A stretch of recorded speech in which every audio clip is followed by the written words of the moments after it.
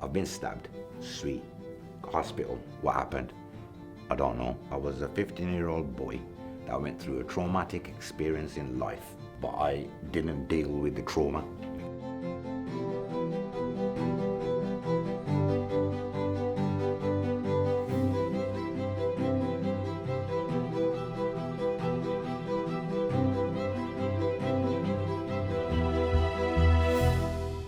I'm from Birmingham.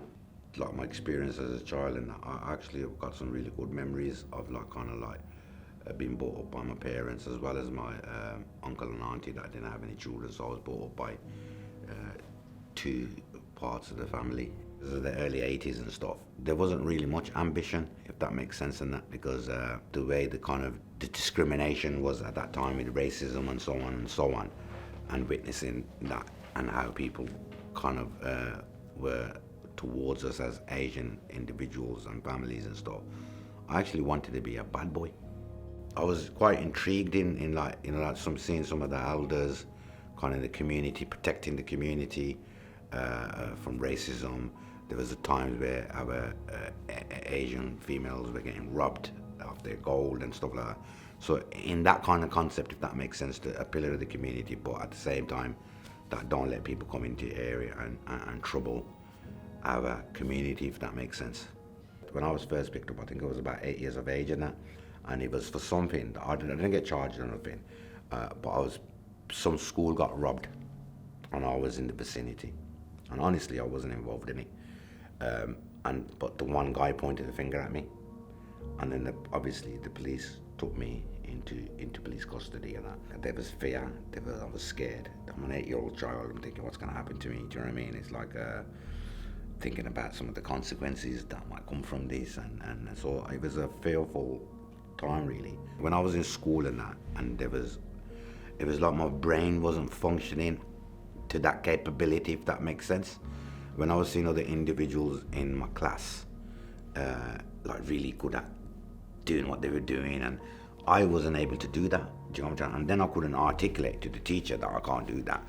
So I misbehaved in that, or I copied somebody else's work and that. Do you know what I mean? And then eventually got kicked out of mainstream school and put into what they call the PRUs, People Referral Units.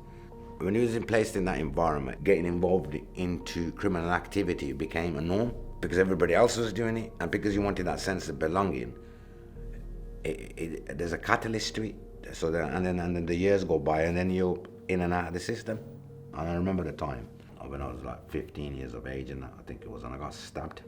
I was a 15-year-old boy that went through a traumatic experience in life, but I didn't deal with the trauma, if that makes sense, in that, because I thought it was a norm. I've been stabbed. Sweet. Hospital. What happened? I don't know. Who did it? I don't know. Police come. What happened? I don't know, officer. Do you want to make a statement? No. Years later, like when I've sorted myself out, I experienced that trauma, if that makes sense. Because I went there one day, do you remember, I visited it in a conversation, and I felt so unsafe. I could feel that trauma as that 15-year-old child going through that process. And later on in life, it's gonna come back if you don't resolve it.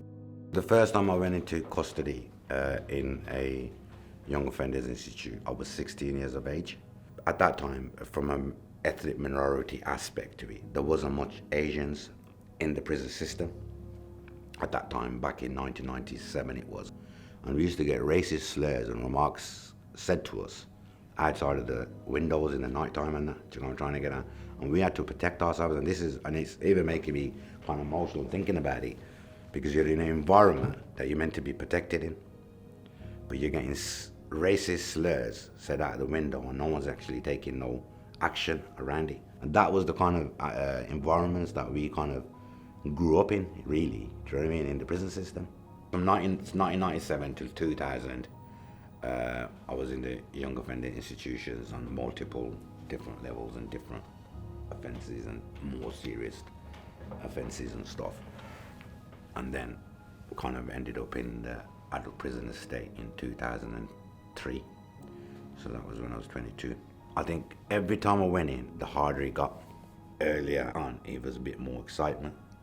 if that makes sense, because you're going through a process. You got this uh, street mentality, this bad boy outlook. There's that ego.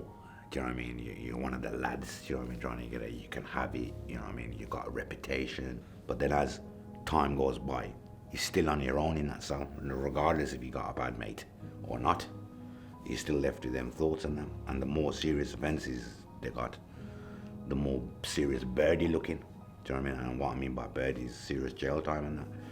I didn't want to continue to engage in going back into the system because I think I had enough. There was consequences along the way. I've spent 10 years of my life in and out of the justice system. The last sentence that I'd done, I thought, I'm not coming back in, man. My first steps on the straight and narrow and that was to have some routine and have some structure. So I started volunteering for an organisation that worked with individuals with substance misuse, and that kind of started giving me the routine and structure. So I was doing like a day first, do you know what I mean? And then as the days went on, I started doing 2 days, you know what I mean? Then one stage I ended up doing 4 or 5 days a week. And one day I walked in and I meant to be there at 10 o'clock. I landed at 10:30. And the guy goes to me, what time do you go this, mate? I was, it's voluntary, ain't it? I'm coming here on voluntary basis. If I turn up at 10:30, I'm here, mate.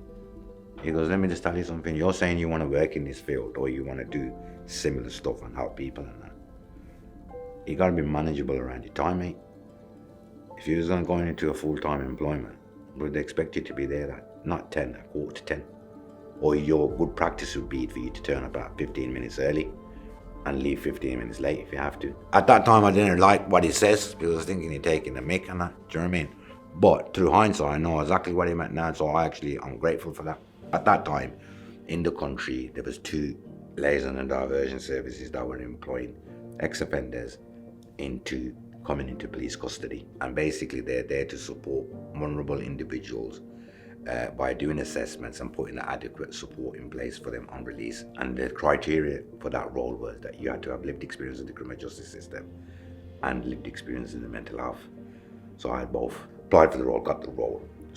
And that was my first role working in police custody. So I used to go into the main custody suites and speak to the lads that got arrested, that had multiple vulnerabilities. I was doing a bit of a consultancy work in between, and then I was commissioned by like Health and Education England, NHS, to do a training package for them and how to employ and recruit people with lived experience of the criminal justice system and mental health. And then kind of like I started working with Career Matters.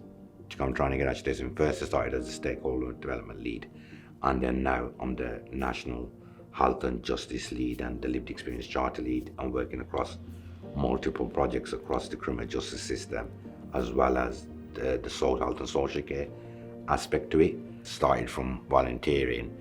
8 years on, I'm a senior leader working nationally. Do you know what I mean? So I put some graft in. So people that have got lived experience of the prison system or coming out as prison leavers or that have been involved in criminal activity prior to going into custody, I've got a list of skills. So one of them would be risk management. Second thing would be financial planning. The third thing would be forecasting. The fourth thing would be analytical and critical thinking. The fifth one would be with leadership skills. They don't need to go into college to be able to get them skills. They've got life experience. The life experience have given them the skills to be able to survive. And if you nurture them in the right way or support them in the right way and let them identify that these skills are transferable, they add more value to your organization or to your service provision. I got 3 new guys on my team at the moment that I worked with, all 3 of them in prison. One was doing a 10-year sentence, one was doing a 15, and one was doing a 20. And they were at the back end of their sentence, and all 3 of them are on my team. And that, I'm trying to get, because I followed them through from the prison into the community, and I said what I was going to do. When I have one of them bad days, when I'm thinking, why am I doing this? Default head kicks in again. Street mentality is in full play. I remind myself, why am I doing this? Because I want to help my community. And everybody that's in the criminal justice system, the care system, that I've got any vulnerabilities on my community. I didn't even think that in my wildest dreams that I would be doing what I'm doing, sitting in the Ministry of Justice and being in here doing a film and to instill hope. The young Samir wouldn't have never thought that.